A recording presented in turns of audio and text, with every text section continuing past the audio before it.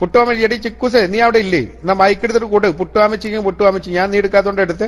ഏതായാലും അവിടെ time അവസാനിച്ചിട്ടില്ലായിരുന്നു GLAAD. പിന്നെ ആദ്യം നിന്റെ ടൈമിന് മുന്നേ നീ അതിന് വിട്ടുപോയി. അതിന് നീ നോക്കേണ്ടതായിരുന്നു. അവിടെ സ്റ്റോപ്പ് പറഞ്ഞിട്ടില്ലായിരുന്നു.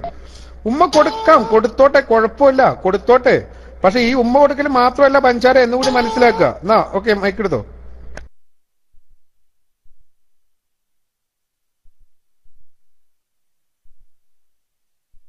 ഹലോ കേക്കാമോ? സത്യമായിട്ടും അമ്മൂക്കെ ഹായ് കേട്ടോ. സത്യമായിട്ടും എനിക്ക് ജസ്സിനോട് മാത്രമേ എനിക്ക് ഒരു അല്പമെങ്കിലും ഇഷ്ടം ഈ ചാറ്റിൽ തോന്നിയിട്ടുണ്ടെങ്കിൽ ജസ്സിനോട് മാത്രമേ ഉള്ളൂ. കാരണം എന്തുകൊണ്ടെന്നറിയാമോ?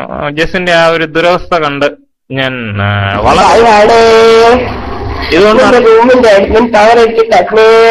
തീർച്ചയായിട്ടും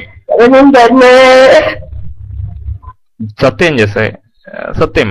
ഒരു കാമുകൻ എന്നൊരു നിലയ്ക്ക് തീർച്ചയായിട്ടും നിനക്കൊരു ജീവിതമല്ല, അഡ്മിൻ പവർ അല്ല, സത്യയുടെ എന്റെ 50 ഏക്കർ സ്ഥലം വരെ ഞാൻ എഴുതി തരും. സത്യം ജസ്സേ, സത്യം. ഞാനൊരു കാമുകനാണ് അല്ലേ? ജസൻ എന്നെ ഇഷ്ടപ്പെട്ടിട്ടുണ്ടോ? ഇപ്പോഴെങ്കിലും പറഞ്ഞിട്ടുണ്ടോ എന്നെ ഇഷ്ടമാണെന്ന്? പറഞ്ഞിട്ടുണ്ടോ?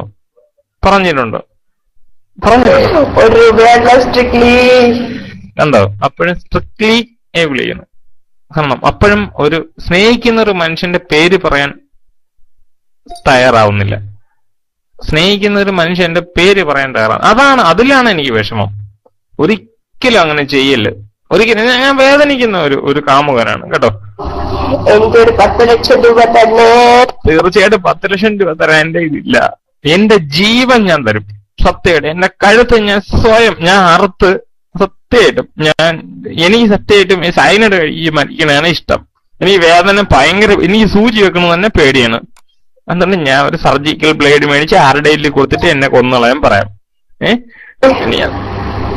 പറയേ ഒന്നുമില്ലാത്തവളാണ് ഇങ്ങനെ പറഞ്ഞ് എന്നെ സങ്കടപ്പെടുത്തല് പെണ്ണ. ഇനി സങ്കടം വരുന്നു ഇനി ഞാൻ അറിയൂടാ. എന്റെ ജീവൻ വരെ തന്നിട്ട് പിന്നെ എന്തിനാ ഇങ്ങനെ കരയണേ?